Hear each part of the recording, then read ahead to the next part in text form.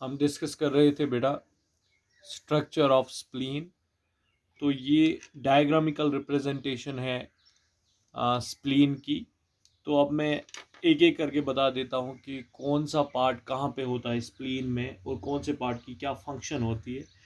तो ये जो पार्ट है जो मैंने रेड लाइन से ड्रा किया है, इसको हम कहते हैं विसरल।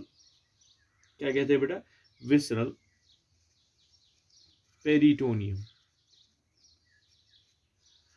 क्या कहते हैं? विसरल पेरिटोनियम कहते हैं। और विसरल पेरिटोनियम के अंदर जो मैंने ये ग्रीन से ये बना लिया है, इस ग्रीन वाले हिस्से को हम कहते हैं कैप्सूल। क्या कहते हैं बेटा?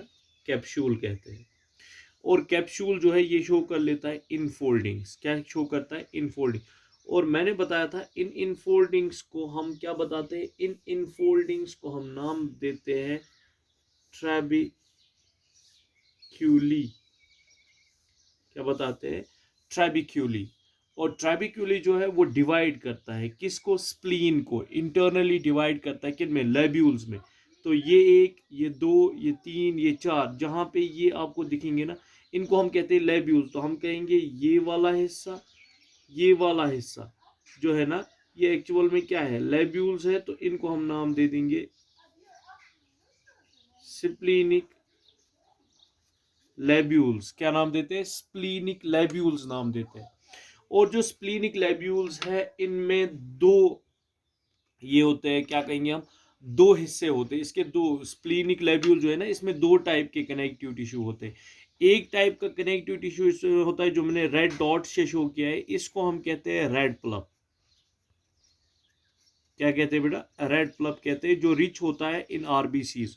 और जो मैंने ये रेड सर्कल्स बनाए हैं, इनके अंदर जो ये है, इसको हम कहते हैं वाइट प्लप। इसको हम क्या नाम देते हैं? वाइट प्लप। ये वाला जो पार्ट है, इस ये वाला पार्ट, ये वाला पार्ट या ये वाला पार्ट, इनको हम कहते हैं वाइट प्लप। वाइट प्लप कहते हैं। दो है, एक है रेड प्लप और एक है व्हाइट प्लप। तो ये आप याद रखोगे किसके बारे में? स्प्लीन के बारे में, कि स्प्लीन का ये स्ट्रक्चर है। Is the simple structure which we have drawn about the spleen. That spleen जो है, स्प्लीन के इतने पार्ट्स होते हैं। एक तो हमने स्ट्रक्चर पढ़ा था स्प्लीन का, कि मैंने आपको बताया था कि रेड प्लप और व्हाइट प्लप होता है। रेड प्लप रेटिकुलर कनेक्टिव टिश्यू होता है और व्हाइट प्लप लिम्फेटिक टिश्यू होता है। और वो इनक्लोजर होते हैं एक लेयर के अंदर, उसको हम कहते हैं कैप्सूल। और कैप्सूल शो करता है इनफोल्डिंग, जिनको हम कहते हैं ट्यूबरक्यूली। वो डिवाइड कर लेता है स्प्लीन को इनटू लेब्यूल्स।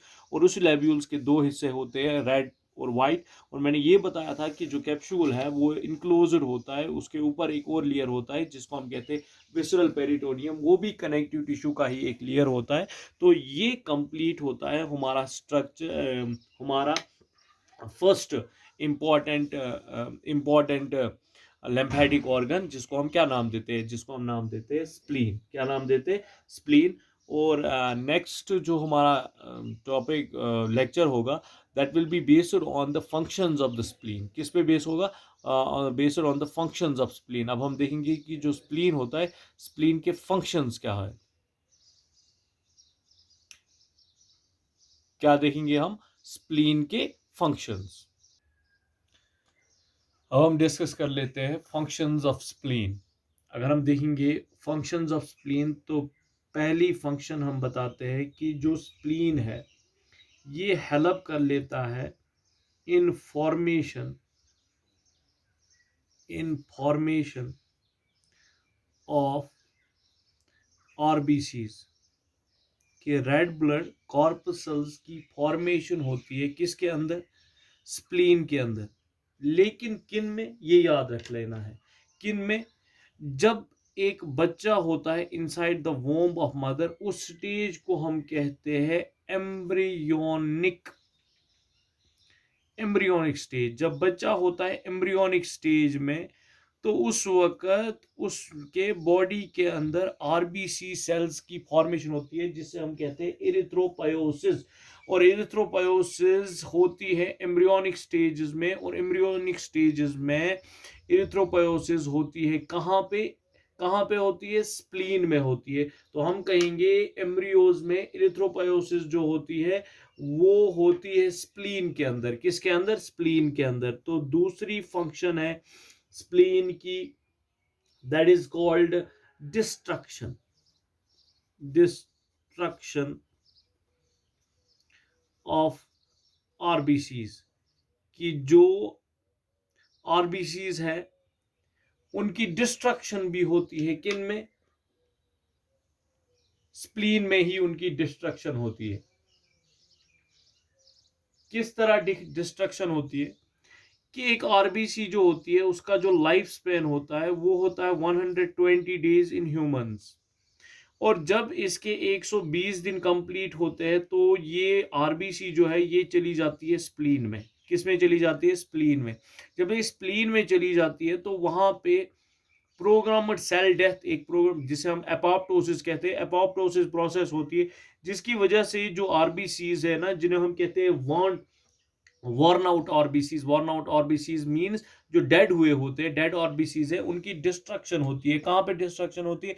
उनकी डिस्ट्रक्शन भी होती है किसके अंदर? स्प्लीन के अंदर। तो आप याद रखोगे एम्ब्रियोनिक स्टेजेस में फॉर्मेशन होती है आरबीसीज की, लेकिन जब हम एडल्ट स्टेज की बात करते हैं तो उस वक्त डिस्ट्रक्शन होती है आरबीसीज की किसके अंदर? स्प्लीन के अंदर। इसीलिए कभी कभार हम टर्म यूज करते हैं। क्या टर्म यूज करते हैं? टर्म हम यूज करते हैं ग्रेवयार्ड। क्या यूज करते हैं बेटा? Term graveyard of RBCs. Graveyard of RBCs. तो किसको कहा जाता है ग्रेवयार्ड ऑफ आरबीसीज? स्प्लीन को कहा जाता है ग्रेवयार्ड ऑफ आरबीसीज। क्यों कहा जाता है? क्योंकि डिस्ट्रक्शन की करता है ये किन के? आरबीसीज की। अब इसकी थर्ड फंक्शन जो है इसको एक और नाम भी दिया जाता है, इसको एक और नाम दिया जाता है reservoir. Reservoir of RBC, reservoir for RBCs.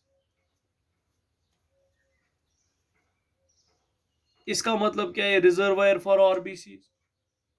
इसका मतलब ये है कि जिस वक्त हमारी बॉडी जो होती है, जिस वक्त हमारी बॉडी रेस्ट पे होती है, किस पे होती है? रेस्ट पे होती है। जिस वक्त हमारे बॉडी का रेस्टिंग फेज होता है, उस वक्त हमारे बॉडी को कम ऑक्सीजन की जरूरत होती है।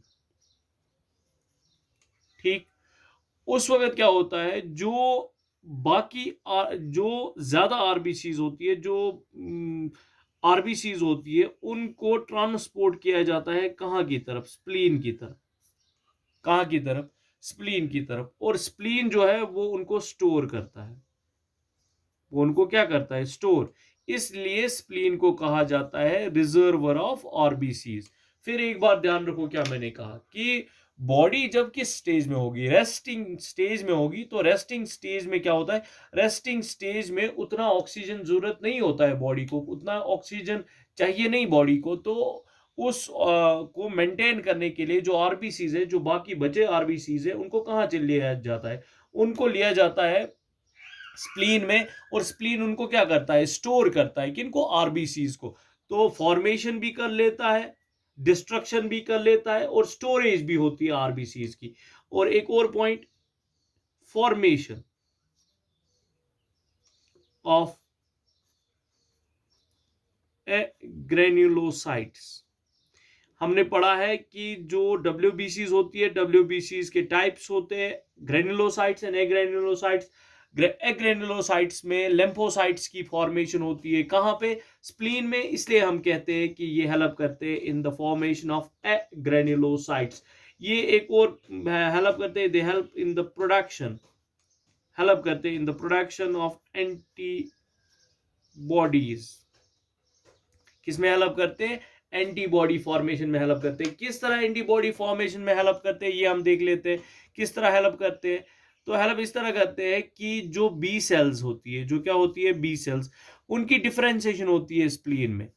उनकी क्या होती है? डिफरेंशिएशन होती है कहां पे? स्प्लीन में। और वो एक टाइप के सेल्स बनाते हैं, उनको हम कहते हैं प्लाज्मा सेल्स। क्या कहते हैं? और प्लाज्मा सेल्स जो है ना, वो फिर स्क्रीट करते हैं एंटीबॉडीज। क्या स्क्रीट करते हैं? इसलिए हम कहते हैं कि स्प्लीन में प्रोडक्शन होती है किनकी? एंटीबॉडीज की। एक और इंपॉर्टेंट फंक्शन है इसकी, वो फंक्शन इंपॉर्टेंट ये है कि ये स्टोरेज करता है। स्टोरेज ऑफ आयरन, आयरन को स्टोर करता है। किस तरह स्टोर करता है ये भी हम देख लेते हैं कि आयरन को किस तरह स्टोर करता है।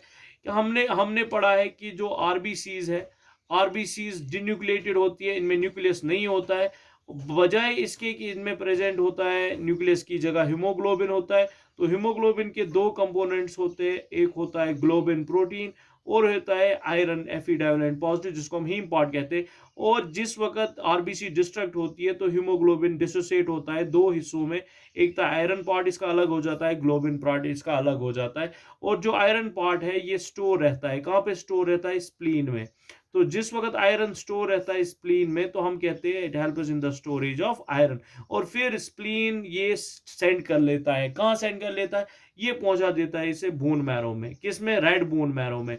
रेड बोन मैरो में क्यों पहुंचा देता है? ताकि ये हेल्प करता है in the formation of RBCs. किस में हेल्प कर लेता है? In the formation of RBCs. तो इसलिए हम कहते हैं ये हेल्प कर देता है in the storage of this iron भी। और एक इंपॉर्टेंट फंक्शन है इसकी, the last function of this spleen, हम कहेंगे लास्ट फंक्शन है स्प्लीन की, दैट इज